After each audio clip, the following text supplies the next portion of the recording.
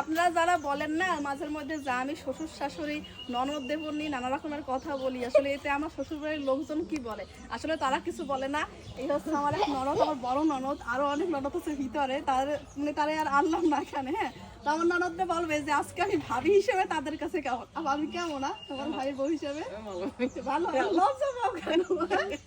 বলো, আমি যে বলি হ্যাঁ কথাবার্তা বলি, এগুলো কি তোমরা কখনো কষ্ট পাও? না, আমরা কষ্ট পাই না আসলে। ভালো লাগে যে ওটা একটা হ্যাঁ, ওটা হচ্ছে অভিনয়।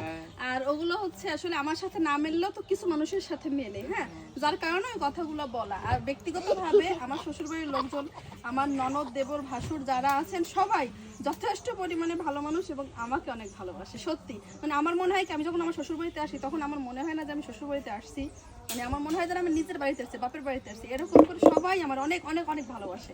তো অনেক কাজ আছে, এই যে আম খাবো, আম্মাখা খাবো, আমার ননদ আমার আম্মাখাই খাবে। আপনারা গরমের সময় বেশি বেশি কাঁচা ফলমূল খাবেন, দেখবেন যারা বাজে চিন্তা করেন তাদের মধ্যে বাজে চিন্তা তো আর থাকবে না। মন মানসিকতা ভালো হবে আর মাথায় সবসময় ভালো চিন্তা থাকবে।